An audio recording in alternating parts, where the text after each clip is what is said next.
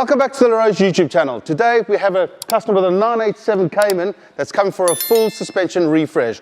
As you can see over here, we're going to be fitting Spite Performance products, which you can all buy online. All the suspension arms come with a 3-year warranty because these products are phenomenal quality. We're also going to be fitting the Gecko coilover kits, which you can buy on Spite Performance website. Now these coilovers, these are absolutely great. You get such good value for money. They're fully adjustable, you can adjust the damping, and you can buy camber plates to increase the camber if you want to go down that route.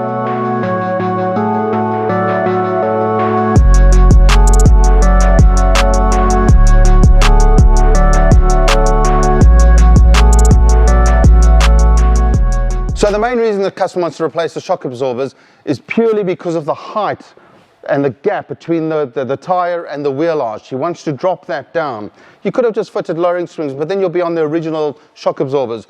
So he had a chat with us, see where we go. We spoke about the Gecko coilovers. He's happy with the idea of that, and also because you can adjust the height. So we're definitely going to gain exactly what the customer wants to get out of it by dropping it. But what we've done is we've checked over the suspension, and if you have a look over here, if you come in over here, you'll actually see the gap between the rubber bush and the arm. Now that rubber bush is actually set from factory in the arm, but that is so worn, it's actually dislodged. This is a 2007 car, so what we're talking about, sort of 15 years old, those arms. Now with the front coffin arms, because of the design of them, you can't actually see how worn they are. They've got these big washers on the sides, which will actually, I'll come over here, I'll show you. You can't actually see the wear on them because of these washers. They don't actually dislodge. But these arms are exactly the same age, so they're going to have the same amount of wear in them. So customers agreed that we're going to do pretty much a suspension arm refresh. This car's going to drive lovely at the end of it.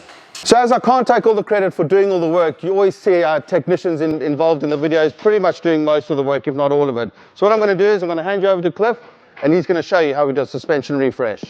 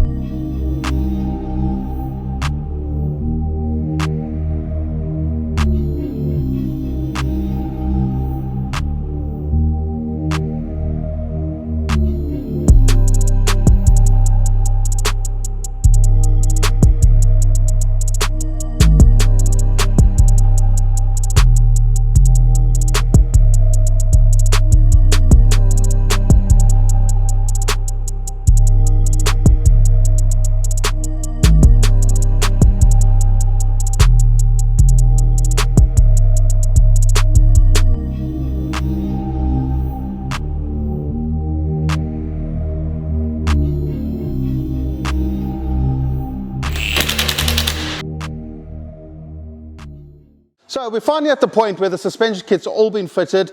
Cliff's done all the ride heights. That took a little bit of time, trying to get the car nicely balanced, get it to the height where the customer wanted to lose the gap between the wheel arches and the tires. So all we have left to do now is a 4-wheel alignment. So what I'm going to do is just give you a little brief look around on how we actually do that. We're going to just set it up, do the tire pressures, and I'll show you how we do a 4-wheel alignment.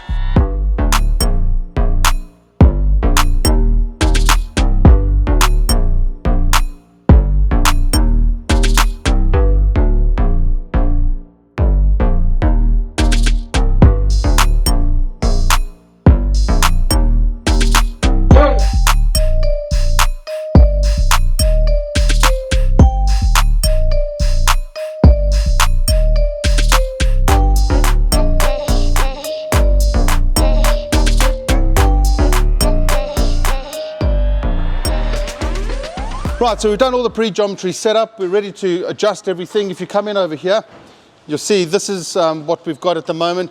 These readings are going to be way off because we've replaced everything. We've done shock absorbers with coilovers. We've done a full suspension refresh. So everything's going to be all over the show. So that's the rear, and this is now the front over here. So you can see it's all way out.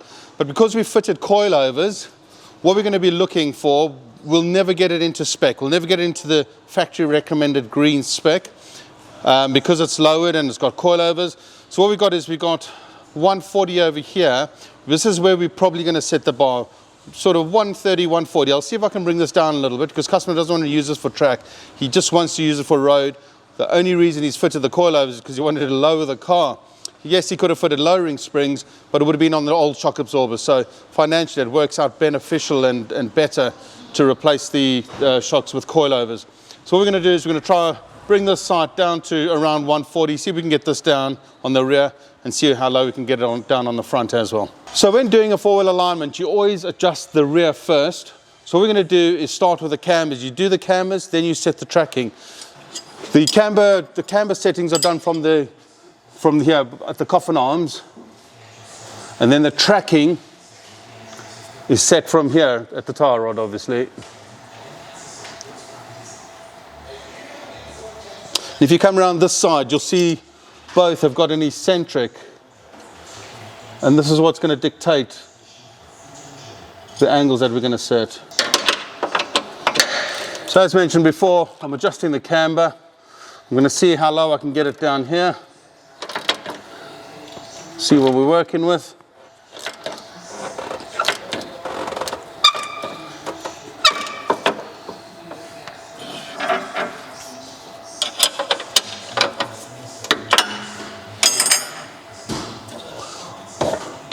Okay, that's the maximum. As you can see, the tracking shot right up. So what I will do now is I'm going to adjust the tracking.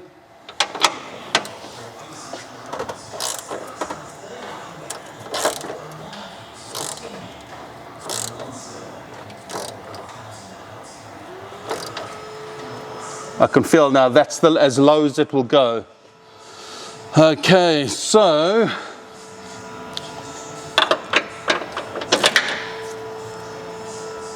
what we've got now is that this camber has bottomed out at 214, but where we're lucky is that we're going to be able to adjust at the top of the shock absorber. It's actually got camber plates, so it actually allows for us to adjust the camber from the top of the shock absorber. We're going to have to do this in this instance. If we were dealing with this, just this measurement on this side, this would have been absolutely perfect, even though it's in red. But I mentioned to you before that because of the coilovers being fitted, we're going to be hovering around this sort of figure anyway. So what I'm going to do is I'm going to lower it down, just adjust the tracking from, the camber from the top, just to get it down, because we want to try and get it down to sort of 136 or 130, even better. Let's just see what we're going to get out of this side whilst we're here. See if we can get any more out. No, that's going to start going up now. So this would be, look at that, just into the green. Wowee, I'm shocked. 135. That's quite unusual for a coilover. There we go. That would be absolutely perfect, considering we fitted a coilover kit. But let's see what we can do with the left-hand side now. So at the top of the shock absorber here, you can see this particular set has been fitted with camber plates. This allows you to adjust the camber from the top of the shock absorber as well. So now what you've got is at the bottom, from the lower control arm, you've got a camber adjustment from the eccentric, which is the standard one.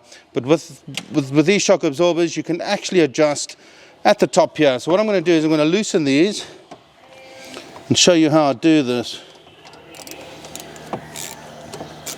Now these camber plates are not actually that much money, but 115 quid gets you a full set front and rear. And think how much adjustment you'll manage to get out of this, which is perfect for the customer that really wants to stick their car on the track.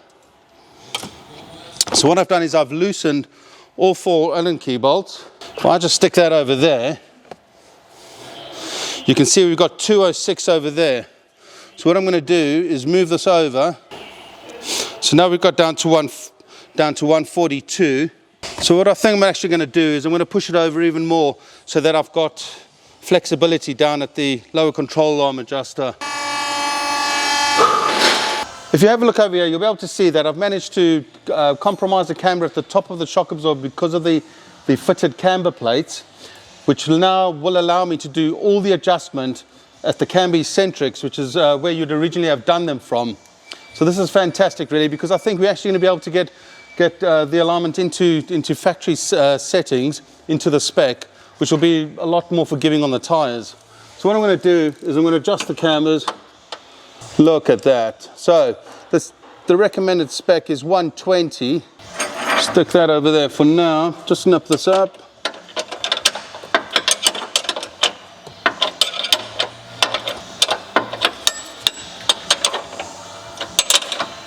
Just so it's not moving about. Then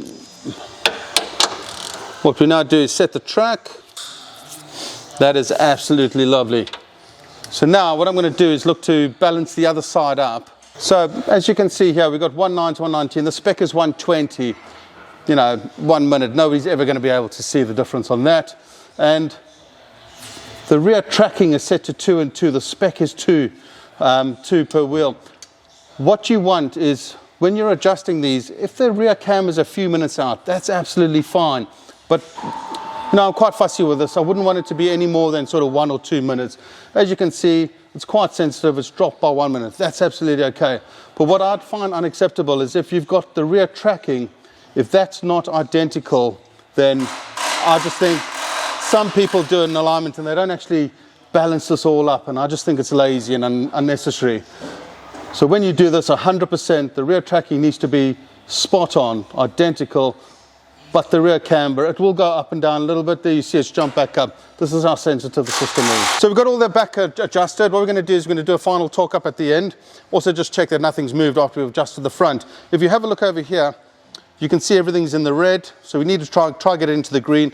Again, I'm not 100% convinced we're going to be able to get the cambers right down into spec because it's the coilovers fitted and the fronts have not got the camber plates that you've just seen on the rear. So we're going to just see how low we can get this. But then also you can see that the measurement, the spec, factory spec is -10 minutes.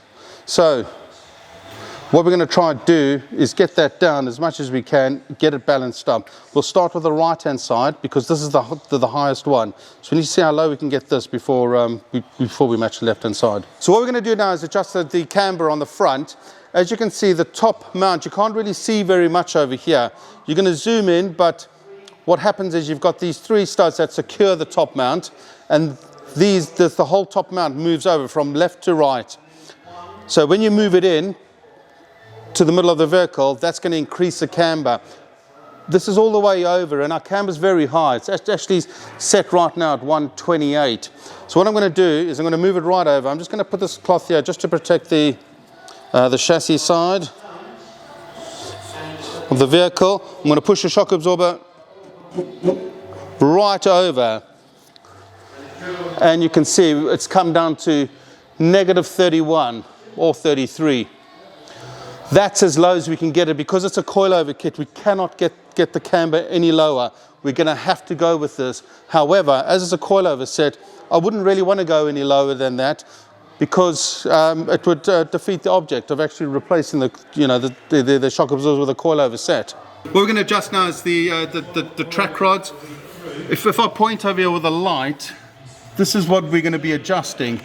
But unfortunately, with the camera and how tight it is in here, you can't really get a good view of what I'm going to be adjusting. So you're just going to have to take my word for it. So these are our final settings for the front. As you can see, the cambers they're out about a couple of minutes. You'll see while I'm busy talking to you, it'll probably go down by 1 minute. But anyway, I mentioned it earlier that that's absolutely fine. You could spend quite a lot of time trying to balance that up. It's really not worth it. You won't know the difference. You won't feel the difference. However, as mentioned before, the tracking has to be absolutely spot on. Minute for minute, not 1 minute's difference, because that's where you will see a difference. So what we're going to do now is we're going to torque everything up, take the car out for a road test. Let's see what a difference all the suspension upgrades made. So we're finally in the position to give the car a road test. We fitted the Gecko coilover kit, all the suspension arms. It's had a lovely refresh. Now it's time to test, see what it's really like. The customer was somewhat concerned that the car was going to feel a little bit go-karty and crashy. I managed to twist his rubbery arm into having the full coilover set, and you know, I think he's going to be really pleased with the outcome of it. So what we're going to do is we're going to drive the car now and let's see how it feels. So first off, at these low speeds in the country lanes, what I'm checking for is that the steering wheel is straight.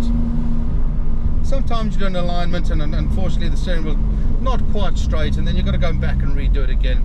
But luckily on this occasion I've come out really lucky, and the steering wheel is absolutely bang on. What we're going to do is we're going to try and get some you know, get a little bit of speed up in these country lanes, but we've got to be careful. Sometimes you can't really see what's coming around the corners, so we don't want to take any chance, especially not in customers' cars.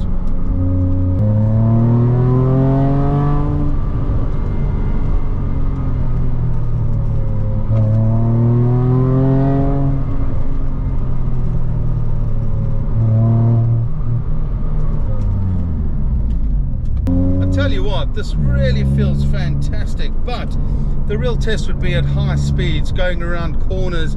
Although, you know, I'm not going to be driving like a little maniac in a customer's car, because that wouldn't be fair. We don't treat customers' cars like that.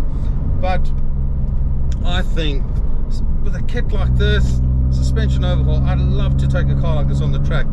But I don't think the customer, he's made it quite clear, he's not really into doing the track days. He just wants a car that performs like it's meant to, drives like it's meant to, just like a sports car.